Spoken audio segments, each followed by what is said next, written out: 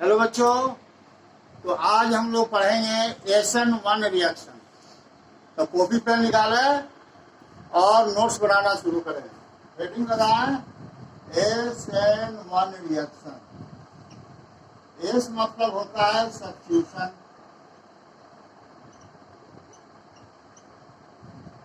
N मतलब nucleophile,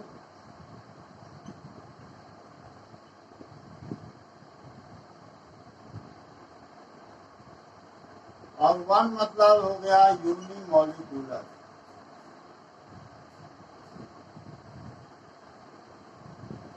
unimolecular unimolecular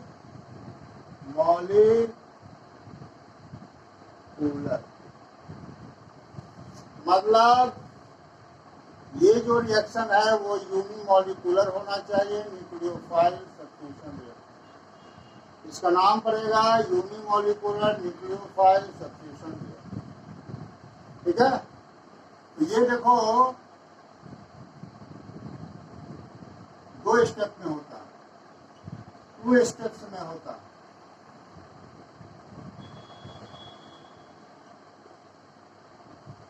पहला होता है formation of carbon cation, carbon cation. और दूसरा होता है अटैक ऑफ न्यूक्लियोफाइल। ठीक है। अब इसी की डिटेल हम लोग पढ़ेंगे। तो पहला आते हैं फॉर्मेशन ऑफ कार्बोकटायन।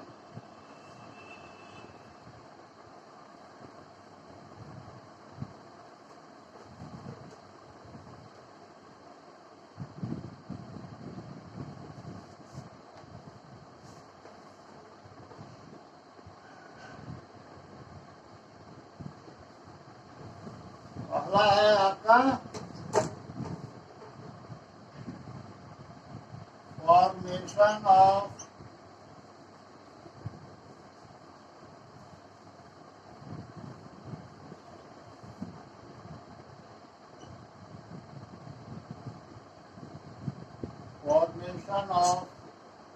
कार्बोकटायन।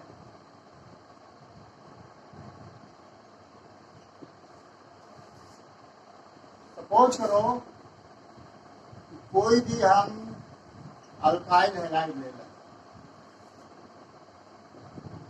तो ये जो हैलाइड्स है ये फ्लोरीन भी हो सकता है, क्लोरीन भी हो सकता है, ब्रोमीन भी हो सकता है, आयोडीन भी हो सकता है, साइनाइड भी हो सकता है कोई भी। तो ये मोर इलेक्ट्रोनेगेटिविटी है, ये दोनों इलेक्ट्रॉन लेकर अलग होगा और ये जो है बने, यही कार्बोकटायन। दोनों रिएक्शन एक साथ नहीं होगा, इसी में न्यूक्लियोफाइल में पहला है कि ये जो लिविंग ग्रुप है इसको बाहर करेंगे पहला स्टेप में, और दूसरे स्टेप में न्यूक्लियोफाइल से अटैच होगा। अब है कि ये कार्बोकटायन जो है वो मोर स्टेबल होना चाहिए, मोर स्टेबल होना चाहिए। चाहे वो मोर स्टेबल खुद हो या रीअरेंजमेंट करने के बाद हो। कार्बोकटायन का रीअरेंजमेंट करने के बाद मोर स्टेबल हो या खुद पहले से ही वो मोर स्टेबल हो, लेकिन मोर स्टेबल ये होना चाहिए कार्बोकटायन। तो हम लोग जानते हैं कि 3 degree is more stable then 2 degree is more stable then ये, और ये तुम्हारा 3 डिग्री और 2 डिग्री में S1 रिएक्शन देखा जाता है, और इसमें ना के बराबर 3 डिग्री और 2 डिग्री में ज्यादा देखा जाता है। बेंजाइल में भी देखा जाता है, एराइल में भी देखा जाता है, लेकिन इसमें ना के बराबर, क्योंकि ये मोर स्टेबल नहीं है।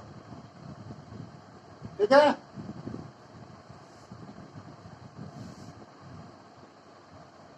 और ये जो रिएक्शन है ये 1 मॉलिक्यूल होना चाहिए।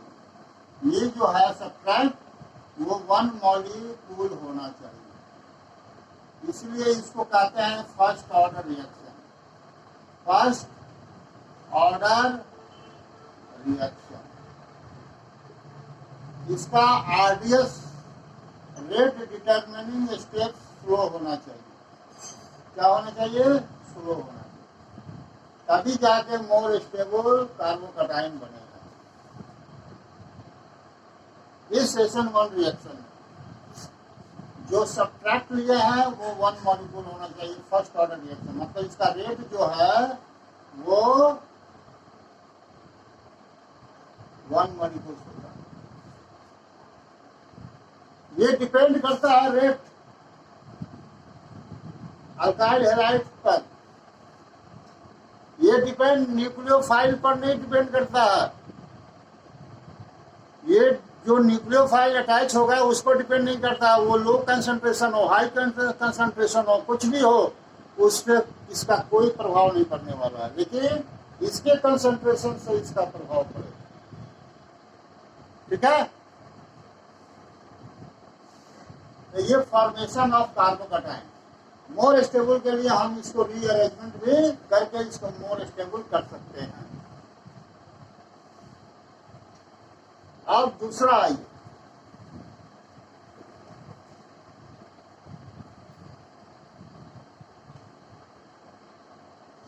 दूसरा है आपका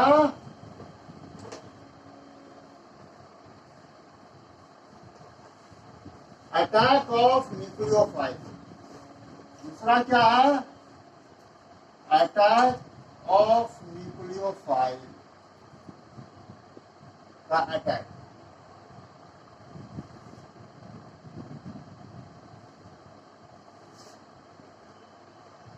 अब ये जो अटैक करेगा वो पोलर प्रोटिक सॉल्वेंट होना चाहिए। पोलर प्रोटिक सॉल्वेंट होना चाहिए। पोलर क्या है? तो पोलर रहेगा तो वो जो ये आप लिए थे सब्ट्रैक्ट, इसके बीच के स्ट्रेंथ को कम करेगा। मतलब ये डाई इलेक्ट्रिक प्रॉपर्टी इसमें रहता है, क्योंकि ये माइनस होता है ये प्लस होता है, दोनों के बीच अट्रैक्शन ज्यादा है, ये काफी मजबूत होता है। तो जब पोलर लेंगे तो ये दोनों के बीच मजबूती को कम करेगा। और प्रोटिक मतलब प्रोटॉन,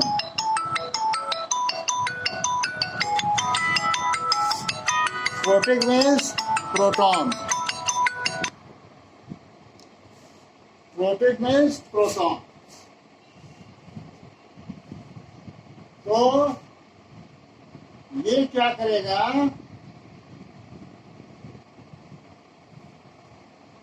ये जो निकलेगा इसको बाहर कर देगा। तो सबसे अच्छा पोलर प्रोटिक सॉल्वेंट होता है H2O, C2H5OH, CH3OH, CH3। Water जो है सबसे अच्छा पोलर प्रोटिक सॉल्वेंट होता है। ठीक है, तो ये इसको तोड़ेगा, लीक करेगा और फिर इसको निकाल देगा। तो होगा क्या?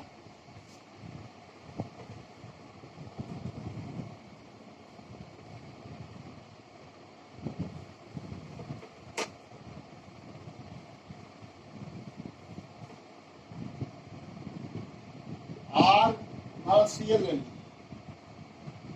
और इसमें H2O ले लीजिए। ठीक है, H2O ले लीजिए। ये पोलर प्रोटिक सॉल्वेंट है। क्या करेगा? ये ROH बनेगा और ये HCl निकल जाएगा। ठीक है, ये तुम्हारा न्यूक्लियोफाइल इससे जो होगा ये माइनस होगा, ये प्लस पार्शियल होगा, ये पार्शियल होगा, ये पार्शियल और इसमें नेगेटिव। ये इसके साथ अटैच करेगा और ये इसके साथ करेगा। तो इस तरह से ये कंपाउंड का फॉर्मेशन होता है। तो अटैक ऑफ न्यूक्लियोफाइल में जो सॉल्वेंट होगा वो पोलर प्रोटिक होना चाहिए। क्यों होना चाहिए? क्योंकि इसके बीच सब्सट्रेट के बीच के बॉन्ड को वीक करेगा और फिर इसको अलग कर देगा। तीसरा चीज जो है, तीसरा जो इसकी बात हम कर रहे हैं वो है कि ये एक्सोथर्मिक है। एक्सोथर्मिक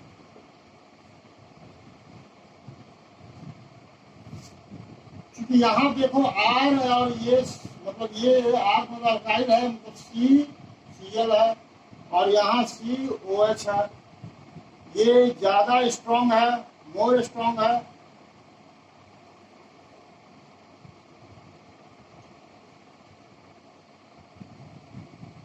तो इसमें मोर बॉन्ड एनर्जी लगेगा।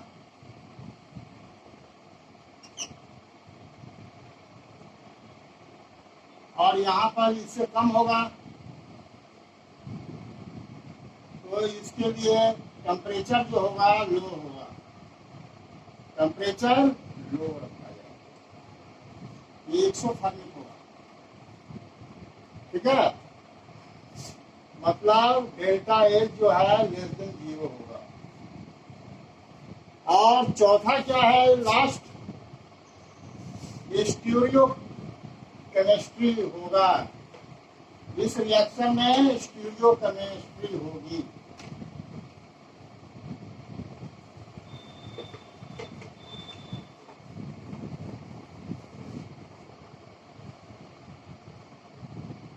Stereo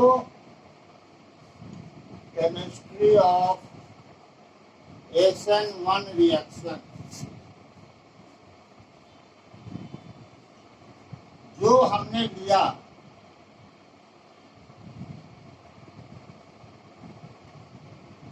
carbon,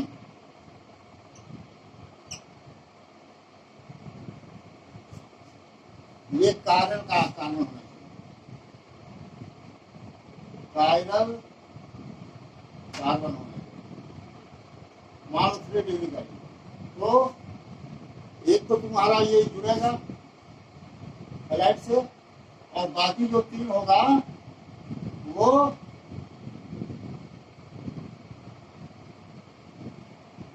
different alkyl group से जुड़ा होगा, उसी को कायरल कहेंगे। तो पहला कंडीशन ये है कि ये कार्बन जो है वो कायरल कार्बन होना चाहिए। कायरल कार्बन होगा तो क्या होगा?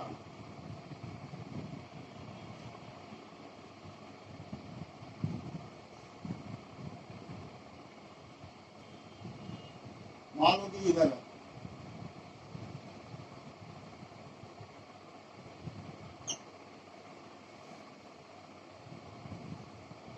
ये कायरल कार्बन है, इसमें क्लोरीन नहीं अटैच।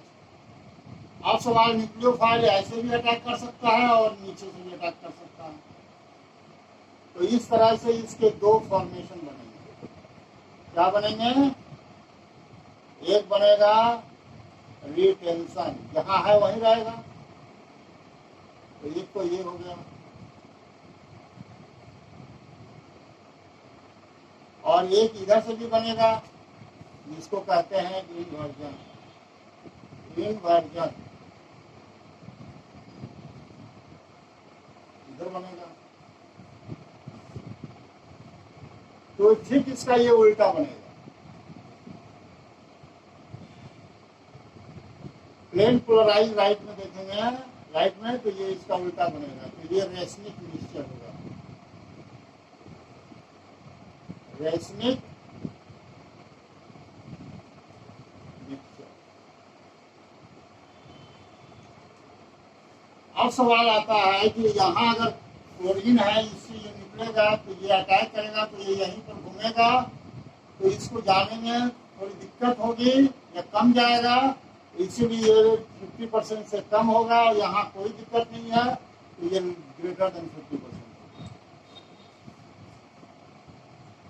रेशमिक मिक्सचर का ये है कि दोनों 50-50% होना चाहिए। तो किताबों में है ये रिक्शा मिक्सचर, लेकिन एक्चुअली में रिक्शा मिक्सचर ये नहीं बनेगा, लेकिन किताब लिखे हैं तो हम लोग मान लेते हैं कि ये जो रेशमिक मिक्सचर ये बनेगा। ठीक है, ये यहाँ अटैक किया, न्यूक्लियोफाइल आ गया, और इधर करेगा तो ये न्यूक्लियोफाइल आएगा। इसके बाद हम और भी इसमें है जो हम लोग आगे देखेंगे। तो आज हम लोग SN1 रिएक्शन के बारे में जानकारी प्राप्त किए कि इसमें 2 स्टेप होते हैं। पहला होता है फॉर्मेशन ऑफ कार्बन कटायन और दूसरा होता है अटैक ऑफ न्यूक्लियोफाइल। दोनों एक साथ नहीं होगा, दोनों अगर एक साथ हो जाएगा तो SN2 रिएक्शन हो जाएगा। पहला स्टेप में होगा कि कार्बोकटायन का बनना, और वो स्टेबल होना चाहिए। दूसरा चीज है, चाहे वो रीअरेंजमेंट के द्वारा वो स्टेबल हो। दूसरा चीज ये है, अगर स्टेबल नहीं होगा तो फिर ये रिएक्शन नहीं हो पाएगा। दूसरा चीज है कि जो न्यूक्लियोफाइल आएगा, अटैक करेगा, वो आपका पोलर प्रोटिक सॉल्वेंट होना चाहिए। ठीक है, फिर इसके आगे हम लोग नेक्स्ट लेक्चर में देखेंगे। अगर आपको वीडियो पसंद आए तो कृपया इसे सब्सक्राइब करें, लाइक करें, शेयर करें। Thank you.